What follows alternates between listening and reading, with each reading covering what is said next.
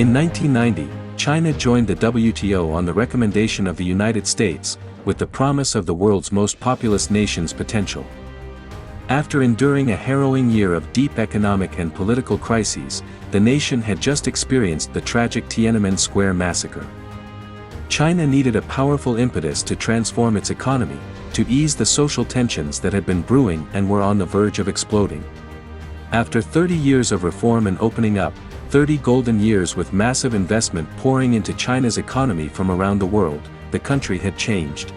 It had altered its methods of production, changed its culture, and reshaped its national image. Megacities and global landmarks sprouted across China. Yet, the economy was still just the economy. Fundamental and core issues in society remained unchanged. As long as the system did not alter the backbone rules, negative aspects within the society would persist and could become intensely severe. The wealth gap, social divisions, were becoming increasingly pronounced. From there, a new culture emerged, a culture of the era. It was a culture that combined the living conditions and the dominant ideological system. That culture was the party culture. In 2020, the COVID-19 pandemic officially brought an end to China's 30 years of economic growth. Prior to this, the economic warfare between China and the US had caused many aspects of China's economy to decline, but the COVID pandemic, coupled with the government's COVID policies, marked the end of the Chinese dream. The middle class had to tighten their spending and give up their extravagant lifestyles, while those with lower incomes faced a real catastrophe. The unemployment rate in China's urban areas increased by 6.2% in February, a record high in recent decades. However, it is believed that this figure does not fully reflect reality. In March, the rate decreased slightly as businesses were allowed to reopen as the pandemic was gradually brought under control. Yet, the worst is yet to come.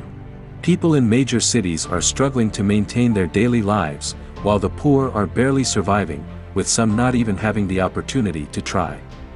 Data from China's Ministry of Commerce shows that foreign direct investment, FDI, into China in September 2023 was recorded at 72.8 billion Chinese yuan, $10 billion, a 34% decrease compared to the same period the previous year. This is the largest decrease since monthly figures began to be published in 2014. China's balance of payments data also paints a bleak picture for foreign investment. Financial inflows from foreign direct investment, FDI, a measure of foreign capital flowing into China, reached $6.7 billion in the second quarter of 2023. This is the lowest level since 2000 and a drop from $21 billion in the first quarter of 2023. This recent decline contradicts the foreign investment boom that China had achieved during the pandemic. Brad Setzer, a senior fellow at the Council on Foreign Relations, noted, "The data suggests that foreign firms are no longer reinvesting in China. Instead, they are moving profits out of China as quickly as they can." Local governments, burdened by the real estate crisis and the cost of zero-COVID policies, are trying to attract foreign businesses to reinvest. However, these efforts have stalled in the face of deteriorating diplomatic relations with the US and Western calls to minimize risk in the supply chain. Regions in China that previously benefited from foreign investment are now seeking alternative sources of financing. Companies are relying on government funding to replace foreign investors. Corruption has become the specialty and the essence of modern China. Capital inflows from foreign sources flow into the government system and then to the labor force is only a small percentage before being laundered out of China. One of the main aspects of the issue lies in the policy regarding different social classes.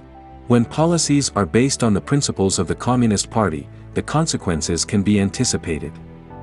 After social classes have formed, the government provides a different policy system for different classes.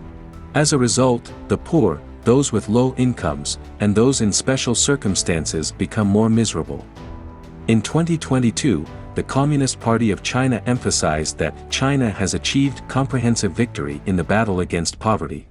However, some scholars have revealed that as many as 940 million people in China earn less than 2,000 Chinese yuan per month, over 800 million people are in debt, and more than 200 million people are unemployed. Elderly farmers in rural China are receiving meager pensions, which have become an increasingly serious economic and social issue in the context of rapid urbanization and aging demographics in the world's most populous country. According to the South China Morning Post, SCMP, Chen Yunfeng, the head of Yensang village in Hainan province, expressed disappointment at the hardships faced by elderly farmers in Chinese society. He said, "We grow grains, but the grains are very cheap, and we are getting older, but the welfare is too little." A retired farmer in the village receives a monthly pension of about 112 Chinese yuan, $16, at the age of 60. This amount is very low, much less than the average daily wage in Chinese cities, and far from sufficient to cover even a modest rural lifestyle. It is also significantly lower than the national average monthly pension of 2,000 Chinese yuan, $290, paid to urban workers in retirement. The issue of insufficient pension for rural residents in China is not new. A pension system was guaranteed exclusively for urban residents across the country until 2009. After that, President Hu Jintao and Premier Wen Jiabao began to establish a national pension system for rural people. This pension varies depending on the region, but in general, rural residents receive much less than urban residents in pensions. For example, in Trinchao City in Hainan Province, the average pension under this program was only 243 Chinese yuan per month in 2019, less than one-tenth of the average pension of 2,928 Chinese yuan under the program for urban company employees. In most rural areas of China, elderly people have to continue to rely on their own labor, their children, or savings in their later years.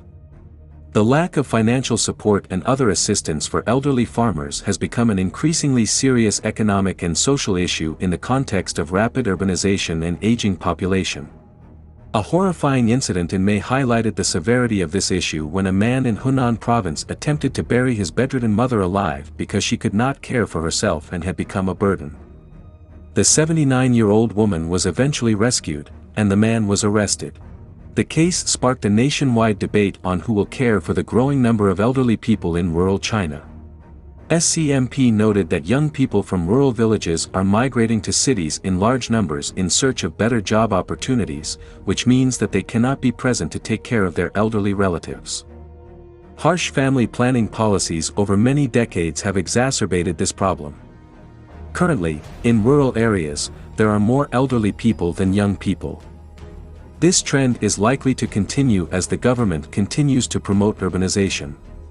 Many elderly people, due to illness and not wanting to burden their children, choose to end their lives quietly in an old house or in the wilderness, a forest, or by a river. The locals are all too familiar with this situation. Some people say that if they are over 70 years old, unable to care for themselves, face economic difficulties, and their children are also struggling, then the act of elderly people taking their own lives is considered a wise choice. Elderly people committing suicide due to economic hardship may be because they have no money, no pension, or only receive very meager pensions that are insufficient to support themselves. They live very hard and tiring lives. Li Keqiang said in a press conference after the conclusion of the National People's Congress, the annual average disposable income per capita in China is 30,000 renminbi, but there are 600 million people with low incomes and below average. Their average monthly income is only about 1,000 renminbi. Tragedy will continue to follow tragedy, and the poor exist in all societies, but in China, the poor have nothing left to lose, only the basic characteristics of survival. Don't forget to comment in the section below to share your opinions on today's topic with us. Make sure to like and subscribe to see more interesting topics from Understand China, and thank you for tuning in.